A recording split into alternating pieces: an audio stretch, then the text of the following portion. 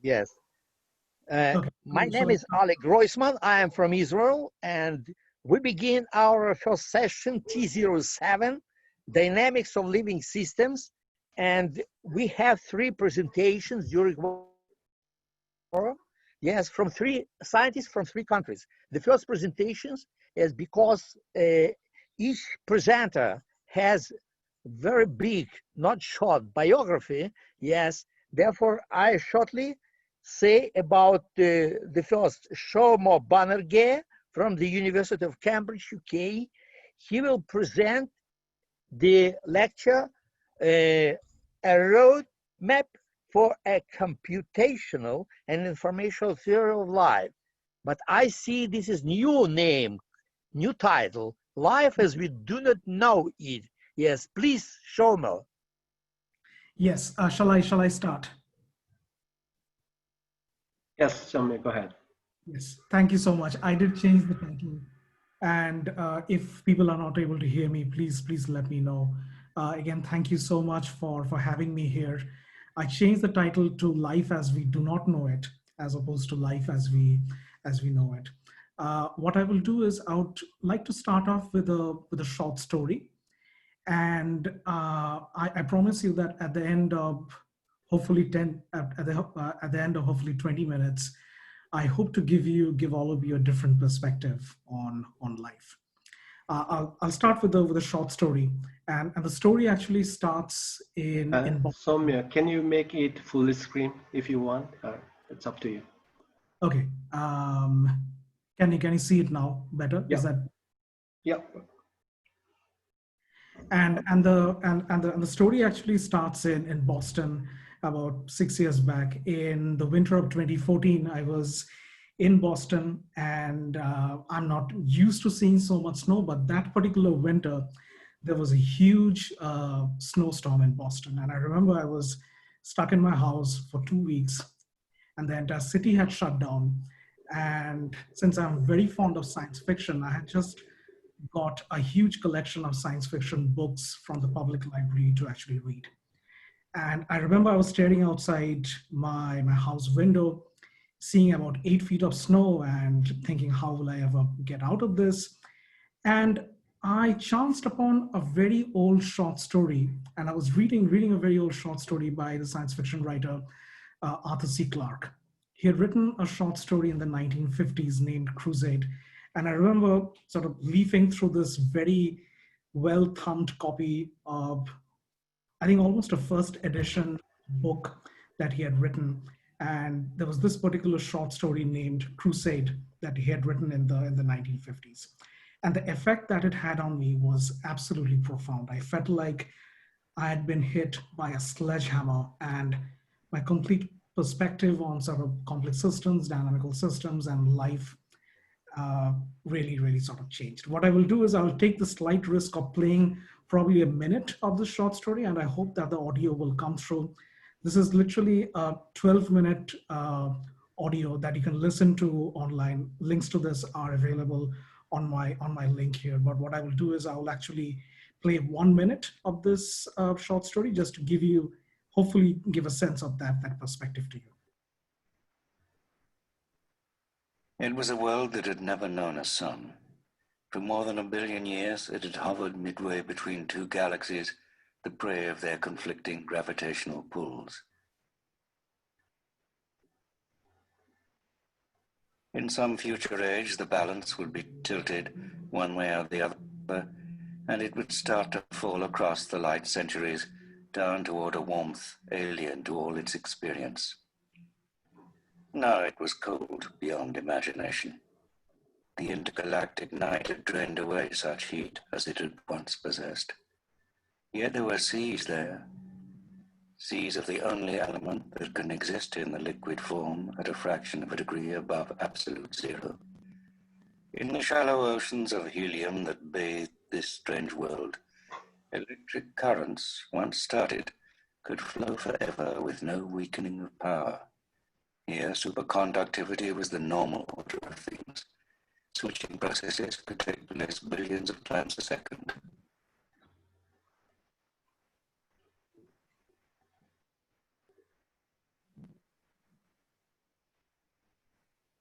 for millions of years with negligible consumption of energy. It was a computer's paradise. No world could have been more hostile to life or more hospitable to intel.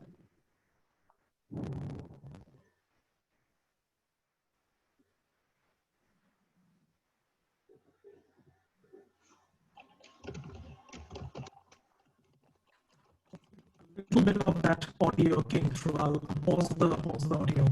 I'm not sure how much of that audio really came through.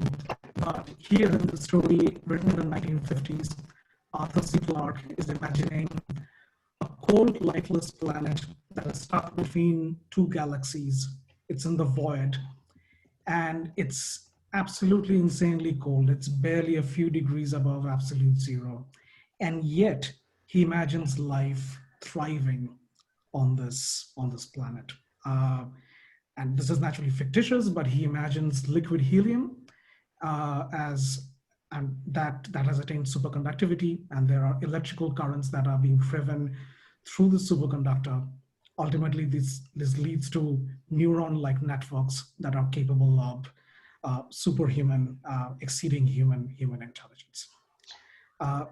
Naturally, he proposed a completely different computational substrate in this story, electrical currents in superconductors, which is radically different from think of room temperature, carbon-based life forms, which is what we are. And it really challenges our imagination, and probably it's probably infeasible, but really what it does is it challenges the very notions of life as we know it. And really what I argue for in my talk is that perhaps we need to be more sort of open-minded. Mathematical principles coupled with a mathematical definition of life, rather than only what we see on Earth, would better prepare us for life or lifelike forms that may exist anywhere in the universe. I'm not suggesting that we completely disregard data, that is whatever we see on Earth, carbon-based life forms, but merely that we keep an open mind and use sort of objective criteria for life. As a slight detour, I mean, hopefully none of the audience will be sort of strangers to sort of complex dynamical systems, but one that I like to sort of pick on is the reaction diffusion system, this Belousov-Zhabotinsky reaction system, which, as many of you will know, but for those of you who don't, it's a real life system of chemical oscillators, very, very simple rules that are encapsulated in it, and that can actually, that displays complex properties that are reminiscent of life. What I will do is, and please let me know if this simulation isn't coming through, I'll just quickly set up a brief simulation of this, and then I will hit go. Is this, can everyone see my screen here also? It says BZ reaction.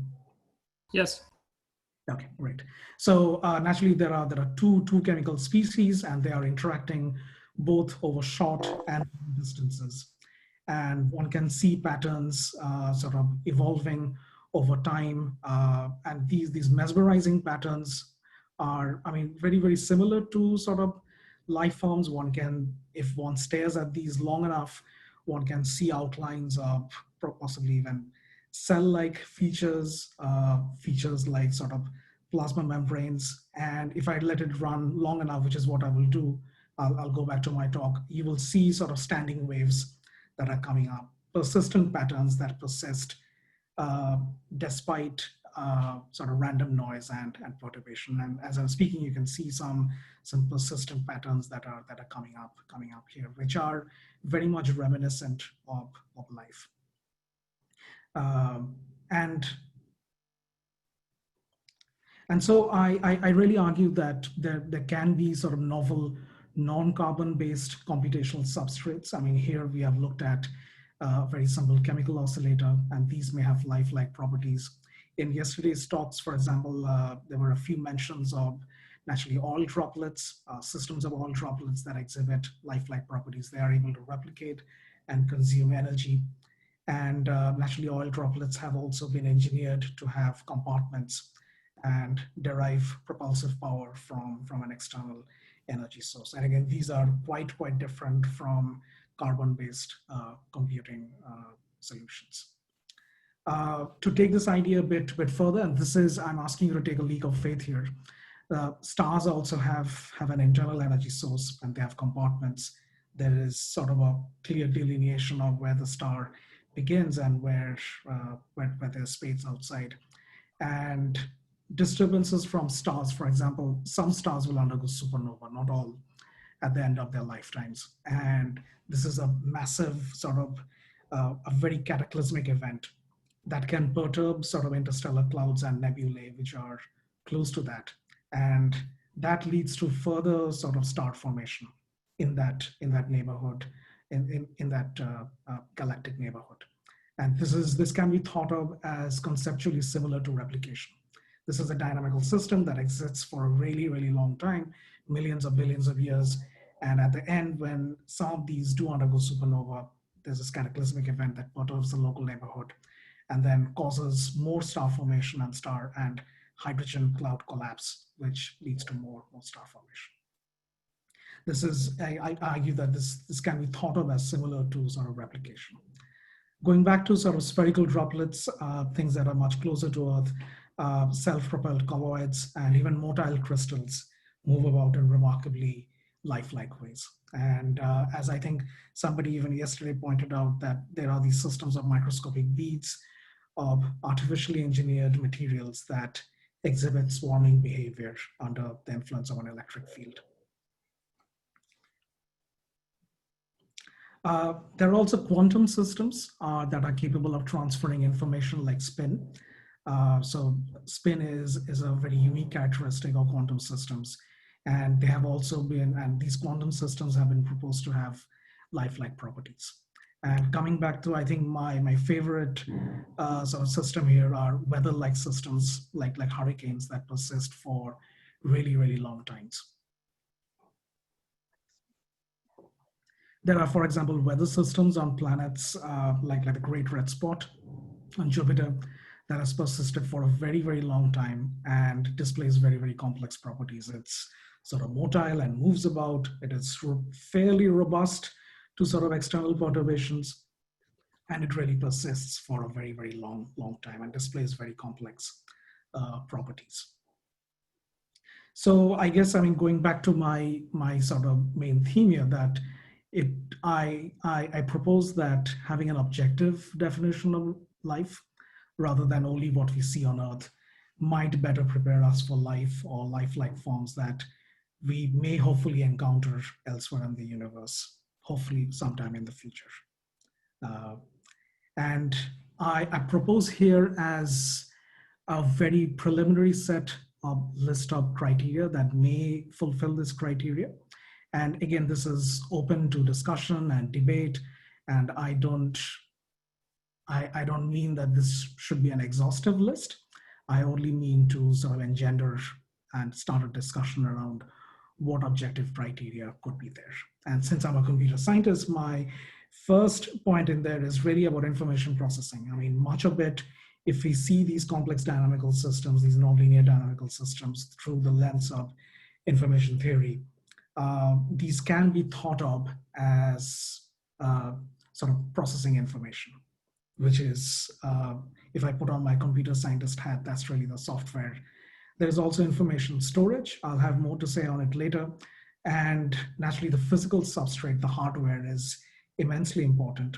It does not, I think it doesn't need to be only sort of carbon-based life forms operating at room temperature, as the quite imaginative story by the science fiction writer sort of showed us. I mean, there could be other substrates that are out there that it would behoove us to really open our minds to. And definitely, once we talk about physical substrates, the role of physical space is, I think, quite important.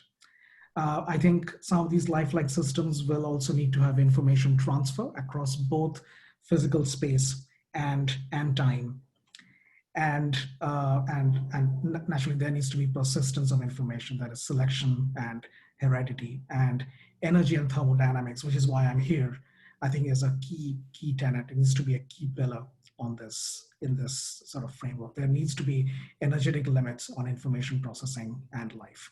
So for example, in the BZ system, there are certain model parameters that lead to persistent wave-like patterns. One can see these wave-like patterns right here that seem to persist even though there is a lot of perturbation and noise in the system. And these may become dominant. And some of these may have selective advantage, which is why going back to this persistence of information, this is really similar to sort of selection and heredity. Some of these parameters that lead to persistence may need to be sort of transferred both across space and time, that is your sort of offspring, quote unquote. Certain features of information processing, I think, could emerge faster, and the rate of information processing itself may be faster based on the energy or temperature of the system. This is going back to the thermodynamic angle. And there may be an optimal range of energy and temperatures for information processing to be viable. Actually, too cold and molecular motion would cease, although as the story can demonstrate, you could potentially have quite complex lifelike patterns, barely a few degrees above absolute zero. And naturally, too hot and critical physical structures that are capable of sustaining information processing would dissociate faster than they would arise. I just want to do a quick time check. How much time do I have left? It's okay. 4 minutes. 4 minutes. 4 minutes. Okay. 4 minutes. Okay. And so I really argue that I think thermodynamics may play an important role in the evolution of life and lifelike systems, and whatever theory that we do come up with, I think a worthy goal in that theory would be to really unify thermodynamics and information processing under a common framework. And I think there have been a lot of discussions already, a lot of work has been done, but I think we are still some way away from actually unifying that and getting at that final goal. What I've done is, I have along with the teacher who's also my wife, we have created a lot of teaching resources around this just to get these basic ideas across to children who may be in schools or college undergraduates or even graduate students, getting these across, building sort of small assignments and sort of reading material around this. I've left the link to the story here. It's a 12-minute read that I highly recommend to anyone. Please go ahead and look at it. Very quick takeaways. I think I would like to, I hopefully have convinced you, but again, this is open to discussion, that one can think of life as computation on hopefully any kind of substrate, any kind of physical computing substrate. And hopefully that one gets a lot of perspective by viewing life as a continuum rather than just a binary decision, this sort of artificial, I think, in my opinion, this artificial divide between inanimate objects and animate objects. One gains a lot by viewing life as a continuum rather than this. And some of the properties I've already sort of mentioned here, sort of information storage, transfer, and naturally thermodynamics. This is my last slide. And what I would like to do is, if for any of you who are listening to me, I would like you to close your eyes and imagine a situation. Many thousands of years in the future, humanity has journeyed to the stars. This particular star is really, really far away. You're close to a galaxy, but really far away. There's a cold, lifeless planet, and you just happen to do a stop there. And you think life possibly could not exist here. It's so cold, it's barely above sort of absolute zero. How could life exist there? And magically, you see this creature, quote unquote, that is essentially liquid helium with currents going through it, and it has superhuman-like intelligence. Given what we know now, as of today, do you think you would recognize it as life?